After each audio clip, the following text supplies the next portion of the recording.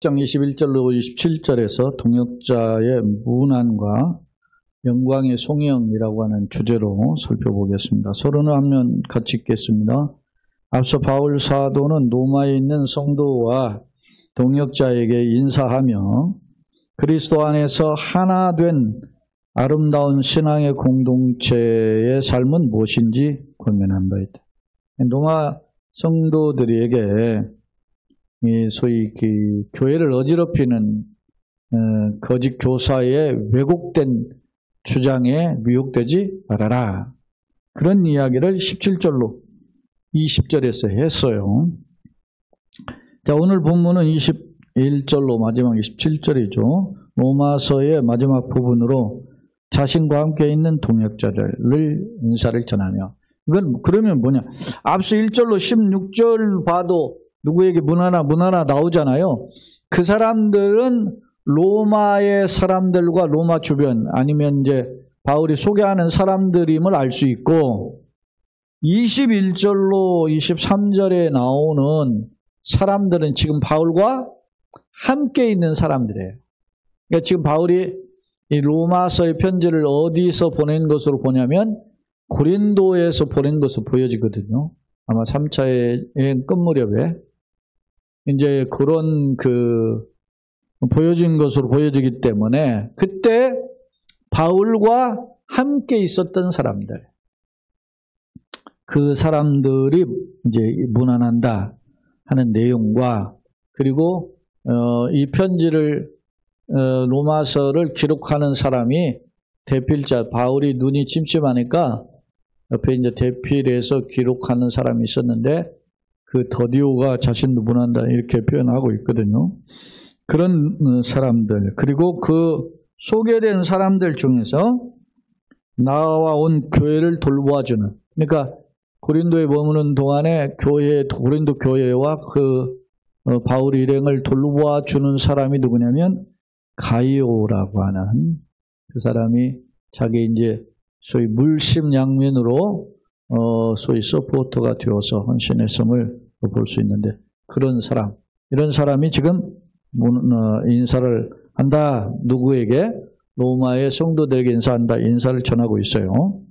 그리고 나서 이제 24절로 마지막 25절인데 24절은 이제 없음인데 이따 살펴보기로 하고요. 그 마지막 25절, 26절에 나타난 내용은 하나님에 대한 찬양이에요.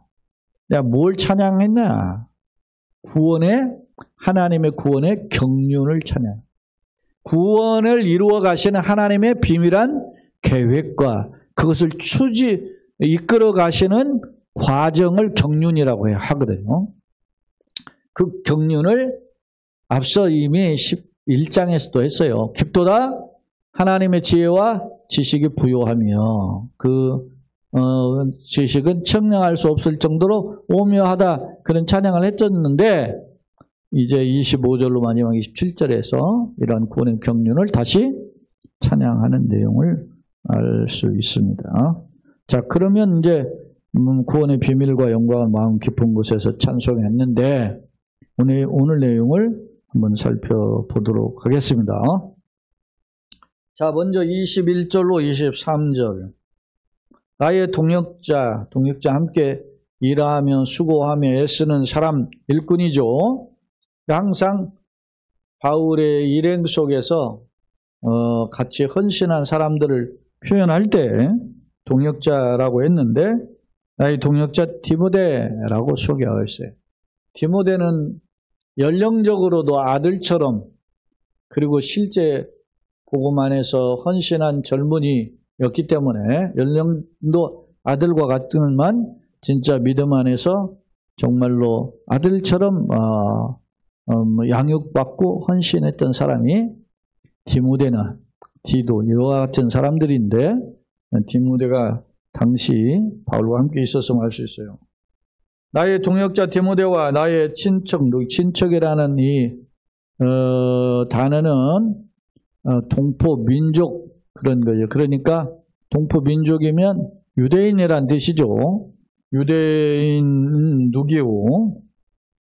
그렇기 때문에 이 친척 누기오라고 표현했는데 어느 학자는 교재도 제가 뭐 이렇게 저건 두 번째 화면에도 있겠지만 여러분들 가든 현장의 교재에는 보면 누기호를 혹자는 누가로 해석을 하는 사람도 있어요. 근데 누가는 이방인이잖아요. 나의 친척이라고 할 때 친척은 유대인이 개념이기 때문에 이 표현하고 어울리지 않죠. 그러니까 누기호를 누가로 해석하는 접근법은 잘못됐다 이렇게 보는 것이 보통의 견해고, 이제 뭐 그럼 누구냐라고 할 때 글쎄 불분명한 사람이다 이렇게 하는 학자의 견해가 대체적입니다. 자, 그 다음에 이제 계속 보면 나의 친척 누기호와 야손은 헬라식 이름인데 2차 전도여행 때 데살로니가에서 방문 때 등장한 인물이고, 그 다음에 우리가 사도행전에 보면 이 데살로니가 교회에서 또 이렇게 마게도냐 교회에서 구제금을 모아서 바울에게 줘서 로마로 가게끔 하는 일에 이 마게도냐 교회가 동참하는데, 그 마게도냐 교회의 일꾼의 한 사람이다. 이렇게 마게도냐는 큰 지방을 가리켜. 데살로니가 이런 건 도시지만 마게도냐, 아가야 이것은 우리로 말하면 이 도 단위보다 큰 규모의 사이즈예요. 그런 지방이에요. 그 다음에 야손과 소시바더가 너에게 문안한다 그랬습니다.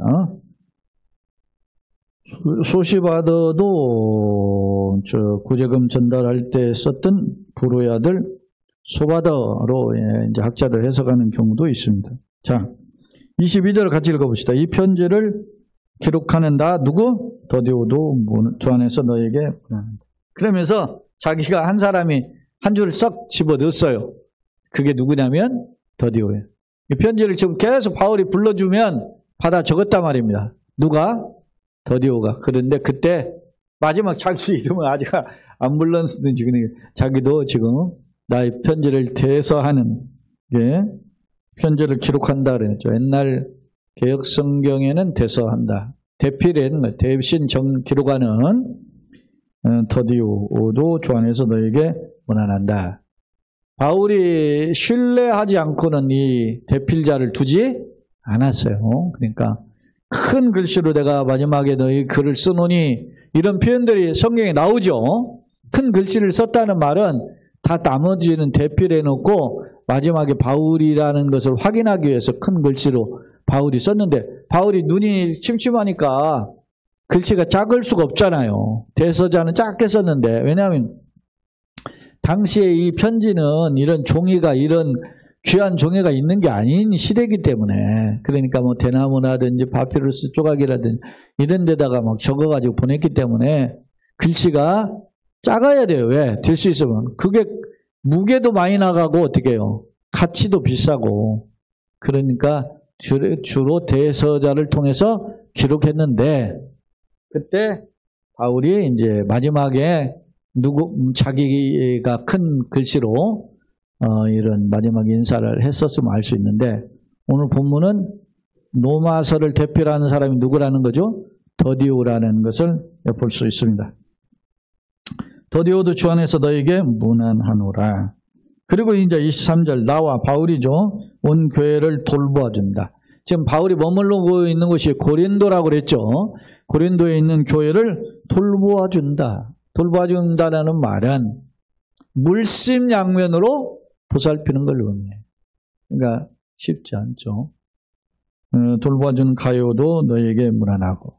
그러니까 이게 고린도 교회의 서포터 역할을 하고 있습니다. 이 성의 재무관 에라서, 재무관은 나름 이 고위 관리예요. 성에서 머무는 고린도 도시에서 조금 고급 관리, 고급 관리인 재무관 에라수도와 형제 구하도도 너에게 문안한다. 여기에 보면 바울의 그 소위를 통해서 전도를 받아서 복음을 영접한 사람들은 가난하고 여성이라든지 노예라든지 이런 소외된 그룹도 있지만 이 가요와 같은 그리고 이 에라스도와 같은 그런 사람들이 좀 지도자급 또 부자로서 헌신한 인물들이 있었다라는 것입니다. 귀하죠. 이런 사람들이 필요한 거예요. 교회는 어느 교회든. 그러니까 부자를 다 뭐 욕할 수가 없고 이렇게 헌신된 일꾼들이 있었기 때문에 초대교회가 이렇게 견뎌올 수 있지 않았나 하는 생각을 해봐요. 그런 뿌리가 있는 겁니다. 우리 교회도 이렇게 돌아보면 적지 않은 그 사람들이 교회를 그동안 30여 년 동안 헌신하면서 세워왔음을 알 수 있습니다. 바로 그런 모습을 오늘 살펴볼 수 있다는 겁니다. 그리고 이제 24절인데요. 없음 되었잖아요.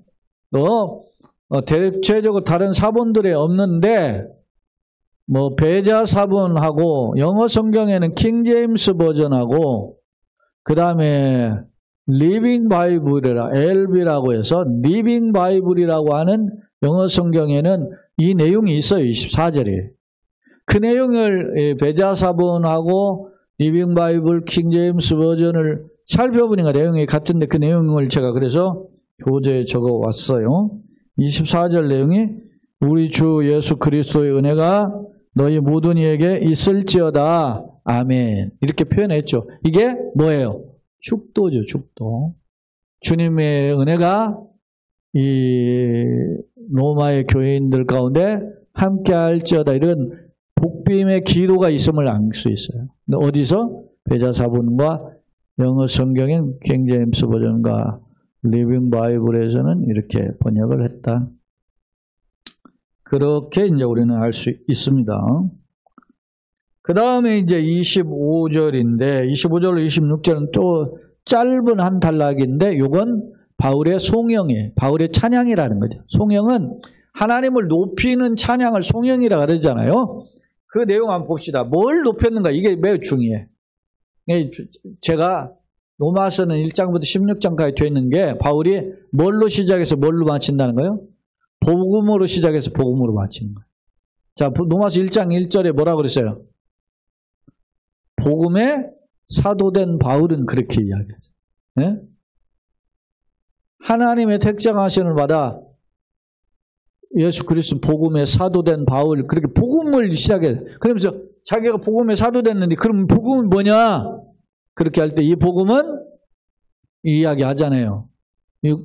육신으로는 다윗의 혈통을 하셨고 성령으로는 어떻게 해요? 죽은 자 가운데 부활하십니다. 그렇게 나오잖아요. 그러니까 복음으로 시작해서 복음으로 끝나는데 그 25절로 27절 복음을 어떻게 노래하고 있는가, 찬송하고 있는지 한번 봅시다. 자, 나의 복음이라 했죠. 나의 복음 뭐예요? 바울이 증거한 복음이에요. 네? 바울이 증거한 복음 뭐지? 오직 예수. 바울이 예수 십자가에 결코 자랑할 게 없다 하잖아요. 응? 예수 그리스도에는 뭐요? 모든 걸 다 배설물로. 예수 그리스도가 지식이 가장 고상한 줄로 여기고 다 배설물로 여겼잖아요. 그러니까 바울이 이야기한 나의 복음이라는 이 복음은 예수 그리스도예요. 나의 복음과 예수 그리스도를 전파함은 영세, 이게 이제 일종의 리던던시죠. 예수 그리스도 전파함은 영세는 만세전 그런 뜻이에요. 영원한 전, 그것이 영세, 만세, 영원 그런 뜻입니다. 영원 전부터 어떻게 감추? 이걸 누가 감추었다는 말은 누가 가지고 계신 계획이에요? 아버지 하나님과 아들 예수께서만 아시고 계신 계획이라는 거예요. 이게. 예? 누구도 몰라? 천사도 모르죠. 이 구원 계획은. 감추었다가 이제는 뭐요? 나타나셨다. 때가 되면 나타나셨다. 하나님의 경륜의 때가 되니까 이제는 나타나신. 이제가 언제요?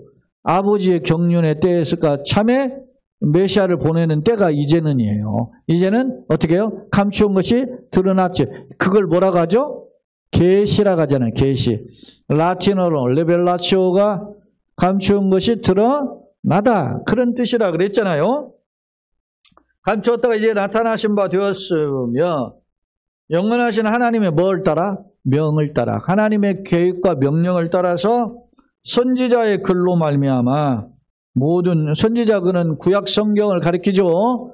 구약 성경을 율법과 선지자로 요약할 수 있잖아요. 그러니까 구약 성경의 글로 말미암아 모든 민중이 믿어 순종케 하시려고. 그러니까 불순종하고 거부하고 하나님을 떠났던 자들이 예수 믿어 구원받게 하시려고 알게 한 바 이랬어요.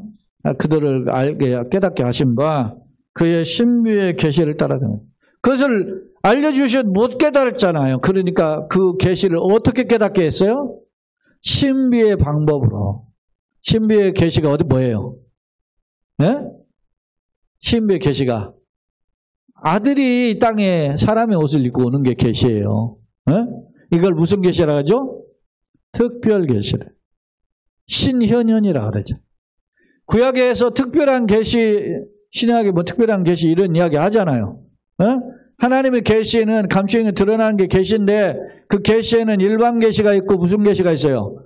특별 계시가 있잖아요. 근데 특별 계시에는 무슨 계시 특별 계시도 크게 세 개로 나눠요. 하나는 하나님이 직접 나타나심, 그것을 뭐라 그래요? 신현현이라고 그래요. 신현현. 신현현의 대표적인 증거가 누구죠? 예수 그리스도예요. 성육신, 인카네이션. 그리고 이제 특별 계시 또 다른 증거시 뭡니까? 기적이라 기적. 네? 기적과 이적을 통해서 하나님의 살아계심 보여주시고. 그리고 또 하나가 가장 중요한 게 예수님의 신현현과 더불어 뭐죠? 말씀이 특별 계시가. 이런 성경을 통해서 우리에게 나타내 줍니다. 자, 그걸 기억하고 이걸 읽어야 돼. 다시 26절 읽어봅시다. 이제는 때가 참에 계시가 나타나신 바 되셨으며 영원하신 하나님의 명을 따라 선지자의 글로 말미암아 구약 성경으로만 기록된 모든 것이 모든 민족이 믿어 순종하게 하시려고 알게 하신 바 그 신비의 뭐요? 계시. 하나님의 감추을 드러내는 계시를 따라 나타났으니 된 것이니 이 복음으로 너희를 능히 견고하게 하신. 우리를 견고하게 하실 게 뭐라고요? 누가 해요? 하나님. 견고하게 하실 이죠. 하나님이 뭘 통해서? 이 복음으로. 이 복음으로 너희를 능히 견고하게 하실 지혜로우신 하나님께 예수 그리스도로 말미암아 영광이 세세에 무궁하도록 있을지어다. 그러니까 하나님이 누구를 통해서 영광을 받으세요? 아들 예수님을 통해 영광을 받으십니다. 그러니까 예수님이 이 땅에 오셔서 뭐 하셨어요? 십자가에 죽으셨잖아요. 그것이 아버지의 뭐가 된다? 영광이 된다. 이거 패러독스예요. 저주받는 형틀에 죽었는데 그게 아버지의 영광이 된다는 거야. 왜 영광이 되죠? 왜 예수님이 십자가에 죽었는데 그게 아버지의 영광이에요? 예수님이 십자가에 죽어야 어떻게 해요? 아버지의 형상을 따라 지음받은 인간이 사는 길이 열리기 때문에. 할렐루야. 그래서 아버지의 영광인 거야. 놀랍잖아요. 그러니까 우리를 얼마나 우리는 피조물이에요. 피조물에 불과한 냄새나는 존재인데 아들을 죽여서까지 우리를 어떻게 해요? 아버지의 영광이 되게 하시는 것이 아버지의 뜻이란 말이에요. 이게. 놀라운 거지 이게. 네? 그걸 어떻게 알겠어? 그래. 네? 예수를 믿어도 그런 게 참 중요하죠. 이런 걸 모르고 그냥 예수 교회 왔다 갔다만 한다든지 그 몇십 년 다니고 뭐 해도 아무 소용이 없는 거지. 이런 영광을 늘 내 가슴에 새겨야 되는데. 네? 어느 유튜브 보니까 저기 뭐 인도네시아 이렇게 갔는데 거기에 이제 가이드 잠깐 만나서 현지에서 가이드 하는 사람 나와서 하는데 그 사람이 무슬림이야. 그러니까 그 사람을 배려해 가지고서나 여기 무슨 돼지고기를 안 먹더라고. 그러니까 그 가이드 나 상관없이 도 그냥 먹어라 그랬는데도 아니다 그냥 나는 그거 안 먹어도 먹을 수 있으니 같이 먹 그렇게 하던데 우리가 왜 안 먹냐고 그 이유를 대야 될 거 아니에요. 왜 돼지고기 왜 안 먹지 무슬림들이? 왜 안 먹어요? 부정하니까 안 먹는 거야. 되새김을 못하니까. 율법에 저희 레위기 11장에 보면 되새김 못하는 그 짐승은 부정하잖아요. 그래서 안 먹는 거지. 원칙적으로 우리도 성경을 따라서 율법적으로 살려면 뭘 안 먹어야 돼? 돼지고기 안 먹어야지. 닭고기 안 먹어야 돼. 왜 안 먹어요? 되새김 못하니까. 응? 그런 거지. 근데 우리는 그것은 뭐의 그림자죠? 영원한 구세주이신 메시아의 그림자예요. 근데 그분이 다 성취였죠. 다 이루셨잖아요. 예수님이. 그래서 우리가 예수님 안에서 뭐 합니까? 자유하니까 돼지고기 먹는 거야, 우리는. 네? 그 개념이 다르잖아요. 네? 이야기가 다른 각도 같지만. 자, 다시 보면 이 복음으로 너희를 능히 뭐하게? 견고하게. 사탄이 아무리 회방해도 우리를 영원한 나라에 들어가는 걸 막을 수가 없어요. 견고하실 누구? 지혜로우신 하나님께 예수 그리스도로 말미암아 영광이 세세 영원토록 있기를 원한다. 그런 찬양을 하는 거. 이게 그래서 뭐요? 송영이다. 찬양이다. 이렇게 보는 겁니다. 자, 두 번째 화면 정리합니다. 오늘 단락은 크게 두 단락으로 분류할 수 있는데, 첫째가 21절, 23절인데, 바울이 자신과 함께 고린도에 함께 있는 동역자들을 소개해요. 그 대표가 이제 디모데고, 또 누기오라든지 더디오라든지, 그리고 고린도 교회에서 물심양면으로 공개함에 도왔던 가이오, 이 가이오는 장로죠. 나중에 교회 지도자 되니까. 그 다음에 이제 재무관, 이코노무스는 관리인, 도시의 재정 관리니까 영향력 있는 인물이 말 수 있어요. 그리고 24절은 없음으로 되어 있지만 배자사문이라든지 영어 번역본인 킹제임스 버전이라든지 리빙 바이블에는 우리 주 예수 그리스도의 은혜가 너희 모두에게 있을지어다 라고 하는 축도가 들어가 있다는 겁니다. 그 다음에 25절, 27절은 바울이 전한 복음은 하나님의 경륜 가운데 감췄다 나타나신 계시죠. 이게 계시임을 찬양하고 있어요. 나의 복음 바울이 증거한 메시지인데 그 핵심이 누구죠? 예수 그리스도죠. 그 복음은 영원전부터 어떻게 해요? 감추었다가 때가 되면 이제는 나타나셨죠. 그 베일이 벗겨졌는데 그 베일을 통해서 하나님 명령을 따라 복음의 세계에 전파되고 선지자의 그런 구약에 예언된 글들이 성취되는 역사가 있게 된 거죠. 오직 복음으로 견고하겠다. 오직 복음만이 견고할 수 있다. 지혜로우신 하나님은 인간의 지혜를 이런 계시 신비성을 보면은 인간으로는 형용할 수 없잖아요. 그러니까 지혜로우신 하나님은 소위 말하면 하나님의 영광에 대한 초월성에 대한 찬양의 표현이에요. 자, 세 번째 화면입니다. 오늘은 크게 짧지만 두 부분을 나눌 수 있는데 하나는 동역자 문안이에요. 첫째는 아들처럼 여겼고 함께 헌신했던 디모데와 그리고 이 편지를 대필하는 더디오 그리고 고린도에서 바울 일행을 돌보아주면서 물심양면으로 섬겼던 가이오와 그리고 에라스도를 비롯한 교회 일꾼들을 소개하고 있어요. 자, 소개된 동역자는 교회를 세우고 복음을 전하는 일에 다양하게 헌신해요. 그러니까 누가 꼭 그게 훌륭한 직분이고 누구는 못하다 그럴 수가 없어요. 다 귀한 직분이 맞습니다. 25절, 27절은 송영인데 26절의 내용을 보면 이 계시가 감추었다가 드러났다 그러잖아요. 나타날 때가 되니까 이제는. 그러니까 그게 비밀이라는 거죠. 즉 하나님의 신비로운 사역과 경륜을 찬양했다. 먼저 창조 이전부터 진행된 하나님 구원 계획들을 찬양하며 성도에게 필요한 일을 하실 수 있는 하나님의 능력을 신뢰하고 찬양하고 있고 또한 하나님의 지혜와 경륜을 찬양하고 있다. 즉 감추었다가 아들 예수님이죠. 예수님 안에서 그 구원의 비밀이 나타났다. 때문에 하나님의 아들을 통해서 세세토록 성도를 통해서 영광을 받으시기를 찬송하고 있음을 알 수 있어요. 제가 이제 앞서 서론에 시작했죠.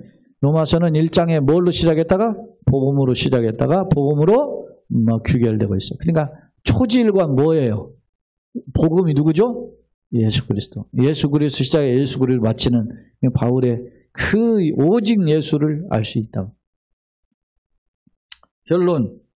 본문은 바울 사도가 자신과 함께 있는 동역자들을 로마 교회에 소개하고 있으며 또한 예수 그리스도 안에 있는 하나님의 구속 경륜에 대한 신앙 고백과 복음을 위해 헌신하였음을 알 수 있다.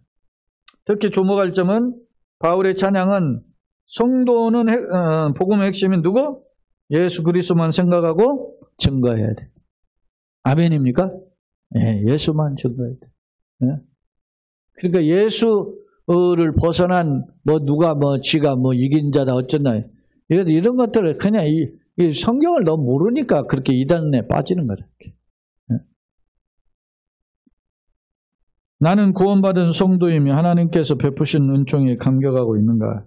입술로 감사와 찬송을 드린 물론 삶 속에서 냄새나는 자신을 처복종시키며 예수님의 영광을 소망하고 증거하는 자로 살아가는 저와 여러분들 되시기를 예수님의 이름으로 축원합니다. 아멘.